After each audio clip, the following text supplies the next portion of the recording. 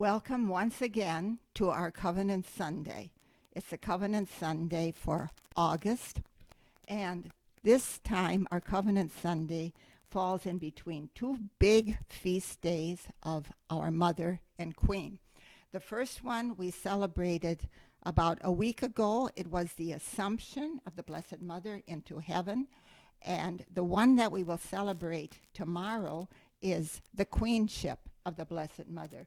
These two feasts go together, being taken to heaven by her Son, Jesus, and receiving the crown for her life, for her faithfulness to her mission, and so on.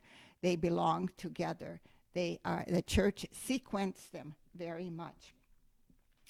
Last month in our Covenant Sunday, Sister Veronica was here, and she spoke about our father and founder, and she took an idea from the sermon that Bishop Tan Humberg gave at our father's funeral. And the idea that he presented to us was, you should be his letter of recommendation. Today, we're going to see a particular act of what should be written on that page of the letter if we are to be Father Kentennick's letter of recommendation to the world. And that is the Marian devotion that Father Kentennick had, and that it was his mission to pass on to us. Well, you know, Schoenstatt is a special Marian devotion. And that Marian devotion was buried deep in the heart of our father and founder for him to extend. If we ask, did he really have a special Marian devotion? We can listen to his words, to his many, many talks he gave, but also we can research some of the prayers. And in particular, there's a prayer that was written in what we call the Hell of Dachau, a concentration camp. And in that prayer, the instrument prayer is one of the very special qualities of a Schoenstatt instrument. That particular verse goes like this: let us walk like you through life. Let us mirror you forever.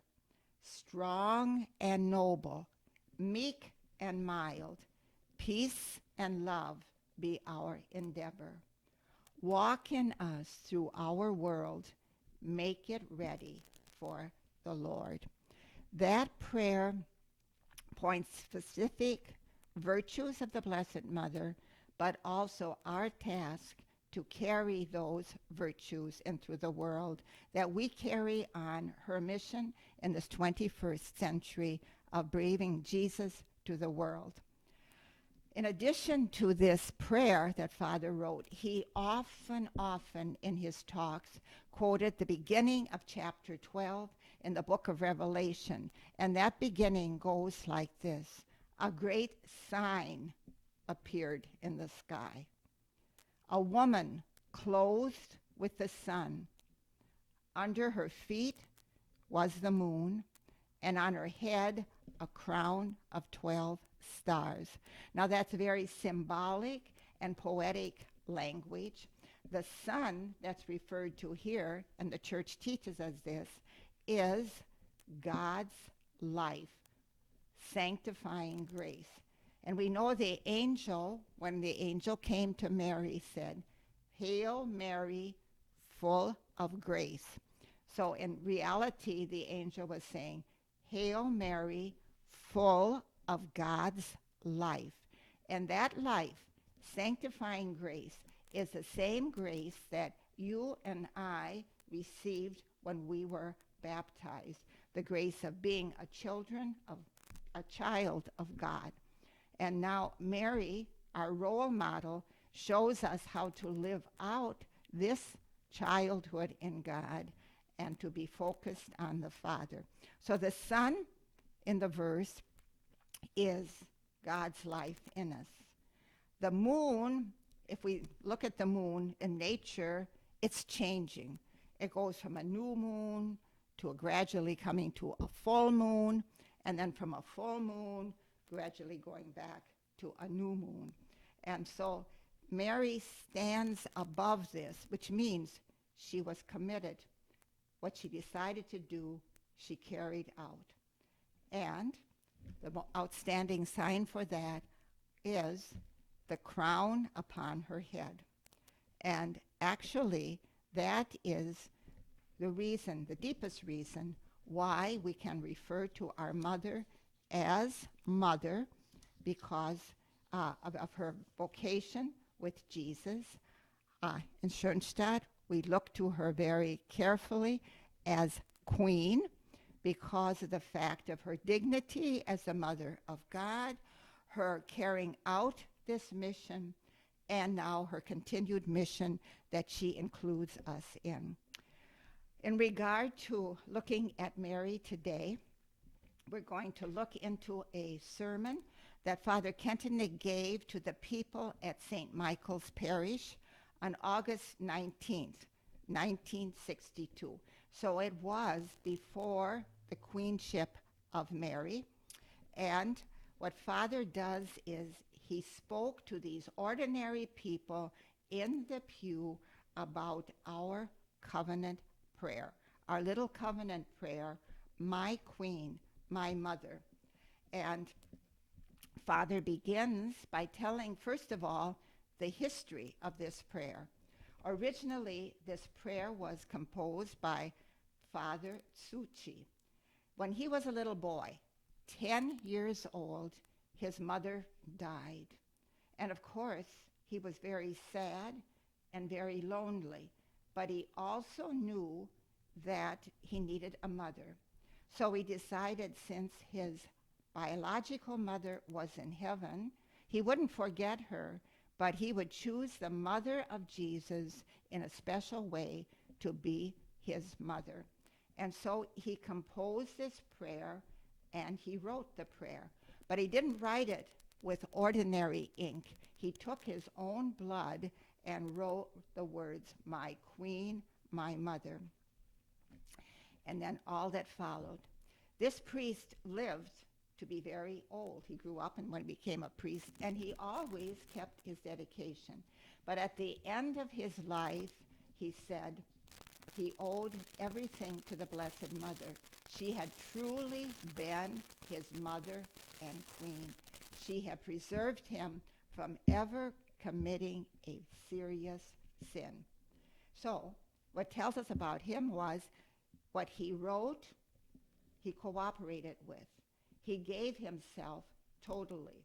I give myself entirely to you, it says in the prayer. And he emphasized this commitment. And by continuing, I consecrate to you this day. And he meant for this day, because he knew we can make an excuse. Oh, I can't do this forever. But for this day, I will be faithful. Then he said what he would give to the Blessed Mother. He offered my eyes, my mouth, my heart, my ears, my entire self without reserve. Now, after Father Kentenich gave this explanation, he went on into detail in the prayers. And I'm going to quote from some of the things he said in detail. He asked, to whom do my eyes belong? All my abilities. All no longer belongs to me. And then he gave a little examination of conscience. How must I use my eyes now that they're consecrated? Are they Mary's eyes? I must use them as a mother of God desires. What does she want? That I use my eyes the way she used hers. And a danger for us here now, the people in the 21st century, is this. All right, this priest did that. That's once upon a time. But I can say the words, but things are a little bit different now. When we ask ourselves, how do I use my eyes after I pray this prayer, we mean today. That means to my situation in my time on this day. And for each one of us, that's a little bit different because we have different personalities, we have different talents, we have different weaknesses, and we are living in different situations. However, there are some common threads that we could observe, and one of them I'm going to talk about now, and that is that little object I hold in my hand to communicate to others, the cell phone. It's wonderful. It has many amenities, but it also poses some different difficulties. I can be wanting to use it too much. That means I become addicted to it. And we don't have to be watching bad things. The problem is that it's all superficial. It's appealing to the sense of the sight, to the sense of hearing. And what that does is it kind of builds a wall around my soul. And then the truly human things have trouble getting into there, in addition to God and to our mother, what she wants to give us. Now, if we can say honestly to ourselves, I'm above being addicted to it, I'm above becoming superficial, you're still not out of the boat, because all of you are either mothers, fathers, aunts, uncles, caretakers of children. And our children have this object, and that's fine because they're going to need it. But they have to be taught how to use this object.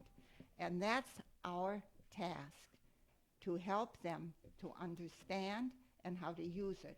And it's not going to be done by merely preaching. Well, how are we going to do it? Well, we have to also take this opportunity to help our children to become social beings in the right way. Together with them, we have to build family, which means we will have to spend time and do things with them. We will have to play with them. We will have to teach them in a hidden way. We will have to play games with them. We will have to take them on walks. We will have to, maybe what they all might love to do is to teach them how to cook certain things. They all love to make cookies in addition to getting the reward of eating them afterwards. But that is a very definite and precise way of making the world where we are living a better place. We are building family. We are teaching interpersonal communication. And we are helping to make our world, that little area where we are, a schön Stadt, a beautiful place. And then Father continued in regard to the use of the eyes. We should see behind all things by believing in divine providence. That's a particular task for us. We should see God in the divine everywhere. My eyes are not a greedy eyes, which means we don't want to see, we don't need to see everything. They should be clear eyes, pure eyes, warm eyes. I consecrate my eyes to you today. And then Father asks, do I really live my consecration to our dear Mother of God like that? Then he continues, how is it with my ears? How is it with my hands? Are they hands of Mary? They were given to the Mother of God. Did the Mother of God give me the power and the grace to use my hands as she would do it in my place? And finally, the heart. That is the most important. The most important thing is the why, that the loving God has me use my heart and do it for him out of love. And we know Jesus himself taught us, For where your treasures is, there is your heart. So how is it with my heart? Away with everything that does not give joy to God. Basically, that's what consecration means. If we look here, we see a paten and a chalice. These are consecrated objects. They are used for the service and love of God, and only for that. The paten holds the body of Jesus. The cup holds his precious blood.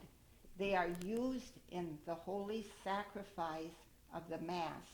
They are set aside.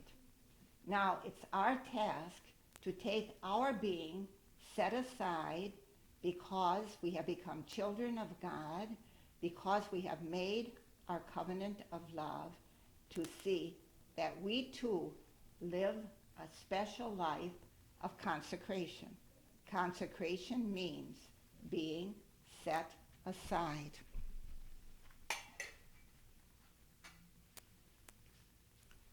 Our consecration is a Marian consecration. My eyes, my ears, my mouth, my heart belong to Mary, the mother of Jesus.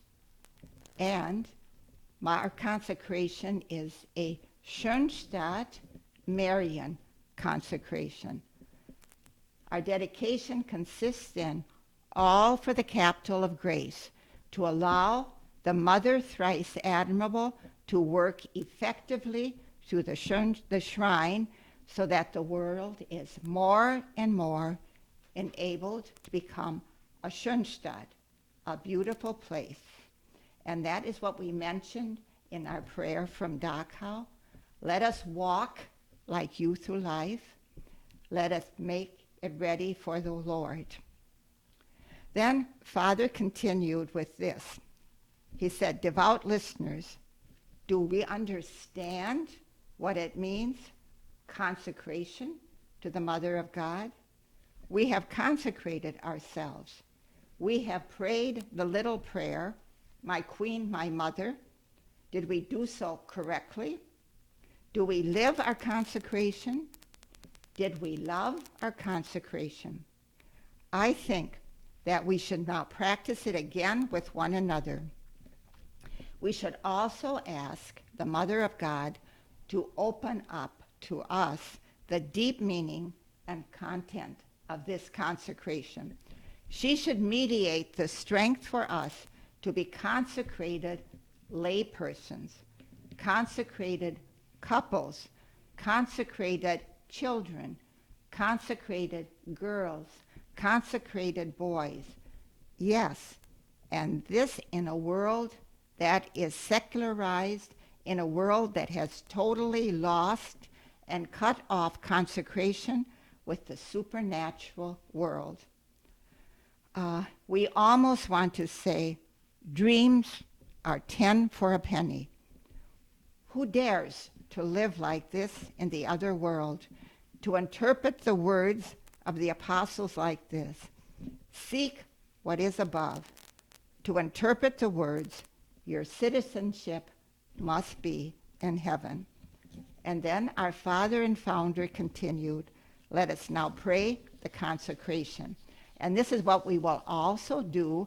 We will ask him from eternity to join us. And at the same time, we will consciously place our contributions into the capital of grace from last month until today. So together, we pray, earth joining heaven, my Queen, my Mother, I give myself entirely to you, and to show my devotion to you, I consecrate to you this day my eyes, my ears, my mouth, my heart, my entire self without reserve.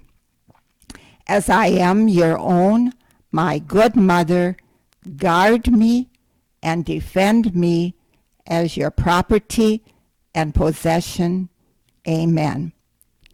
And then, true to the way Father Kentenich was, he believed that he had spoken a lot about the nothing without us.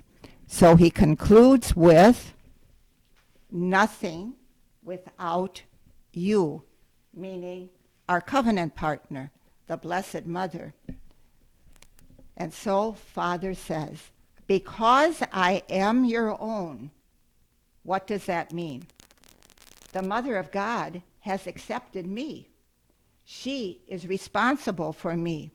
She treats me as her own property and possession. As I am your own, my good mother, guard and defend me. And then he includes, guard and defend my children. Guard and defend my children's children who are in danger today. Protect them. You must do it as your property and possession. Then I can sleep in peace, and the meaning in my life is fulfilled. And for us, we Schoenstadters in the 21st century, our restful sleep causes us to be people of hope. We are secure if we attempt to pray our consecration prayer in the intended way and what it implies. We are an answer to the heartfelt petition from the prayer written in Dachau. Let us walk like you through life. Let us mirror you forever, strong and noble, meek and mild. Peace and love be our endeavor. Walk in us through our world. Make it ready for the Lord. And so this coming month, let's practice at least once a day praying our consecration meaningful, and once a day living it meaningfully. Nos comproli pia. Benedicat Virgo Maria.